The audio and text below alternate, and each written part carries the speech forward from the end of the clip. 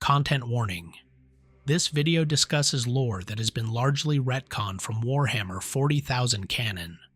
The Sensei appeared primarily in 1st edition materials, Realm of Chaos books, and have since been written out of official continuity or reframed as in-universe myths and heresies. Scattered across the galaxy, hidden among ordinary humans, walk beings who carry within them the blood of the Emperor himself. These are natural children, sons born from the master of mankind's millennia, of walking among humanity, distinct from the Primarchs forged in laboratories and born from gene wombs. They possess fragments of his power, echoes of his immortality, and they embody both humanity's greatest hope and its most dangerous secret.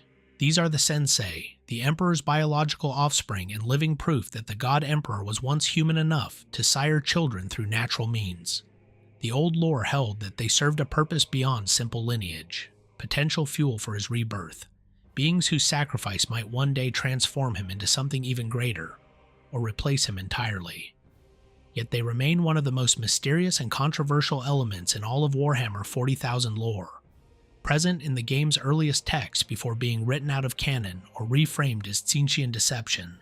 The Sensei represent a road not taken in 40K's development, a glimpse of what the setting almost became before Games Workshop chose a different direction. Today we're diving into one of the most fascinating pieces of abandoned Warhammer 40,000 mythology, the story of the Emperor's hidden children and the conspiracy built around them, a concept eventually deemed too strange even for the grim darkness of the far future. If you love deep dives into the forgotten corners of Warhammer lore, the stuff that didn't make it into the current setting but remains endlessly fascinating, make sure to subscribe and hit that notification bell. We're exploring the roads not taken and the retcons that reshape the universe, starting with the Sensei. Understanding the original lore. The Sensei first appeared in the Realm of Chaos books from 1st edition Warhammer 40,000, 1988 to 1990. Understanding them requires grappling with fundamental questions about the Emperor's nature that the setting's creators were still exploring in those early days. According to the original lore, the Sensei were natural-born sons of the Emperor, specifically male children, conceived during his long existence among humanity before he revealed himself during the Age of Strife.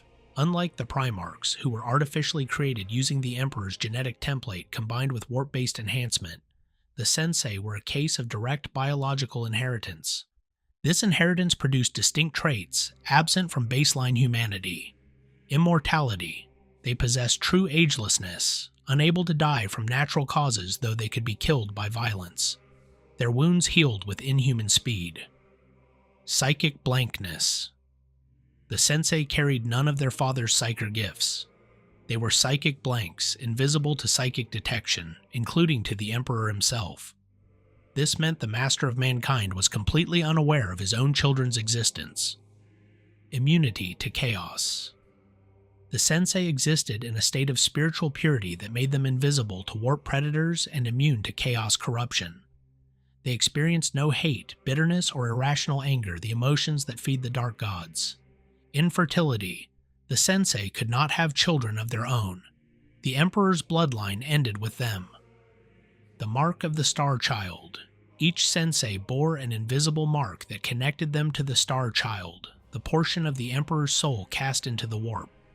This mark granted them powers that opposed chaos and reflected human virtues. The daughters born from the Emperor's unions were different, powerful psychers with extended lifespans but ultimately mortal. The true immortal Sensei were exclusively male in the original conception, the awakening process. Most Sensei lived their entire lives unaware of their true nature. They simply knew they were different. They didn't age, and they seemed immune to the spiritual corruption that claimed everyone else around them. They hid these differences out of necessity, having been persecuted throughout history as witches or devils. Awakening to their full abilities happened differently for each Sensei.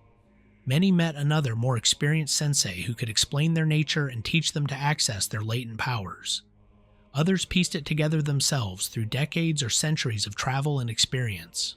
Some were said to have been found by the spirit of the Emperor in the warp and enlightened toward their destiny as his scions, though how this worked given their nature as blanks was never fully explained. Once awakened, Sensei often became wandering heroes, fighting both chaos and oppression across the galaxy. They formed adventurer bands that sometimes included humans, abhumans, and even Xenos, a detail that reflects the more eclectic and less grimdark tone of early 40K. The Illuminati and the Star Child prophecy. No discussion of the Sensei can be complete without examining their relationship with the Illuminati, a secret organization that claimed to know the truth about the Emperor's nature and worked toward what they called the Star Child prophecy. The Illuminati supposedly consisted of individuals who had been possessed by demons and then freed from that possession without being corrupted, an experience that granted them understanding of chaos while marking them as either enlightened visionaries or dangerous heretics depending on one's perspective. According to Illuminati doctrine, the Emperor's current state on the Golden Throne was merely a transitional stage on the way to his true and final form. His soul had been fragmenting, drifting through the warp with most of its energies dissolved except for a tiny core that remained whole, the Star Child, waiting to be reborn. The Illuminati's ultimate plan was shocking in its ruthlessness. They would gather the Sensei, telling these immortals they were to be reunited with their father. But the real plan was to sacrifice them all at once at the exact moment the Emperor died. This sacrifice would provide the spiritual energy necessary to birth the Sensei Emperor, the Star Child made manifest, a new being that would be far more powerful than even the original Emperor. One version of the legend stated that once the Emperor died, his soul would be freed to go into the warp and neutralize the Chaos Gods, causing the physical universe to fight one last bloody conflict for control of the galaxy. The Sensei's sacrifice would catalyze this transformation. The Illuminati operated through cell-based organization to protect against discovery and corruption.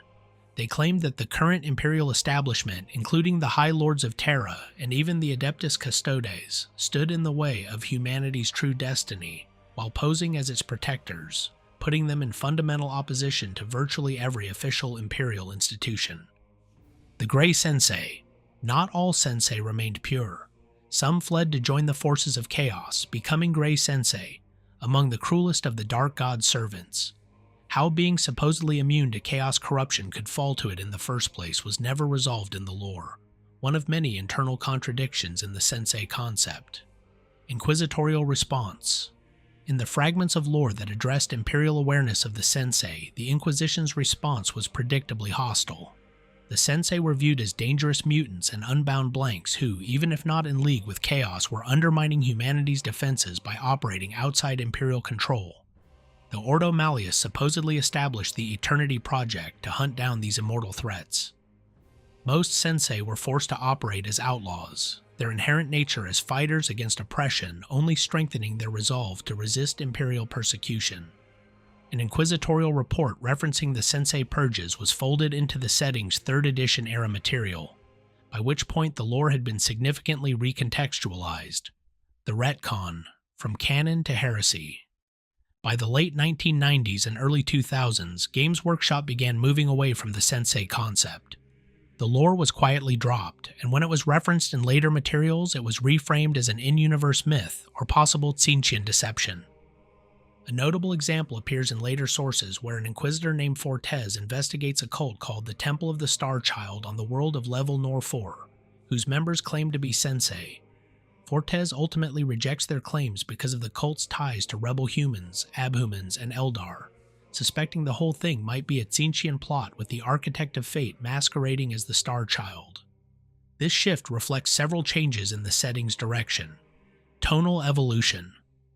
Early 40K had a more eclectic, sometimes lighter tone. As the setting matured into its current grimdark aesthetic, concepts that felt too much like superhero mythology were abandoned. Mechanical conflicts. The development of clearer rules and lore around blanks, psychers, and the Emperor's nature made the Sensei's contradictory traits, blank sons of a psycher, immune to chaos yet capable of falling to it, increasingly problematic. Narrative focus. As the Horus heresy became the centerpiece of 40K's backstory and the Emperor's divinity became more firmly established, the idea of him having natural children through ordinary procreation seemed increasingly out of place. The rise of perpetuals. The Horus Heresy novel series introduced perpetuals, immortal humans like Olanius Person and John Grammaticus, who filled a similar narrative niche without the baggage of being the Emperor's literal children. The legacy. What remains? While the Sensei have been largely removed from canon, echoes of their concept persist in various forms. Living Saints, the Adepta. Sororitas. Living Saints share some characteristics with the original Sensei concept. Individuals empowered by the Emperor to act as his champions, capable of resurrection and wielding powers that oppose chaos. Thorian Philosophy. The Thorian faction of the Inquisition believes the Emperor can be resurrected into a new host body, echoing elements of the Star Child prophecy without the specific Sensei sacrifice mechanism. Perpetuals. These immortal humans in the Horus Heresy novels serve similar narrative functions to what the Sensei once did, providing ancient characters who remember the before times. Recent hints. During the Psychic Awakening era and the Indomitus Crusade, astropathic networks reported visions of a golden infant interspersed with flashes of a radiant figure rising from a throne of light. Some fans connected these visions to the legend of the Star Child, suggesting Games Workshop hasn't completely abandoned the concept. Why the Sensei matter? Even as abandoned lore, the Sensei remain fascinating for what they reveal about Warhammer 40,000's evolution as a setting. They capture a time when the Emperor was less certainly divine, and the setting allowed for more traditional heroic narratives alongside its grimdark themes. The Sensei raised uncomfortable questions that the setting eventually decided not to answer, chiefly how a truly divine Emperor could have mortal children, and why his own blood would need to hide from the civilization he created. By removing the Sensei, Games Workshop chose a particular vision of the Emperor, more clearly deific and more distant from the messy biological reality of having lived among humans for millennia. The current Emperor is a figure of pure mythic power, untouched by the mundane human experience of once raising families. The fan reception. The Sensei remain beloved by many longtime fans who remember them from the Realm of Chaos books.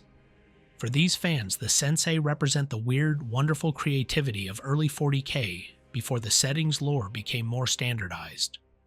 They're a reminder that the grimdark universe we know today could have gone in very different directions. Others argue the retcon was necessary. The Sensei were too tonally inconsistent with the mature 40K setting and too contradictory in their mechanics to work within the established lore. The debate over the Sensei reflects larger questions about how settings should evolve, whether creators should preserve everything from their early work even when it no longer fits the current vision, or curate carefully and keep only what serves the setting's current identity. Conclusion. The Sensei stand as one of Warhammer 40,000's most significant abandoned storylines, a glimpse into a version of the setting that prioritized different themes and allowed for different kinds of stories. They raise questions about the Emperor's nature that Games Workshop ultimately chose not to explore, and possibilities for humanity's cosmic destiny that remain forever unresolved.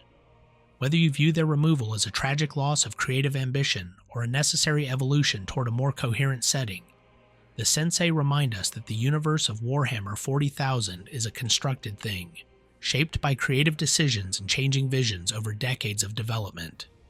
In the grim darkness of the far future, where there is only war, the Sensei exist now only in memory and in the dusty pages of 30-year-old rulebooks. But their story continues in the imaginations of fans who remember when the Emperor walked among mortals and left behind children who inherited fragments of his impossible power. The Sensei may be gone from official lore, but they remain a fascinating might-have-been, a road not taken in the endless evolution of the grimdark future. The Emperor protects, but who remembers the children he never knew he had?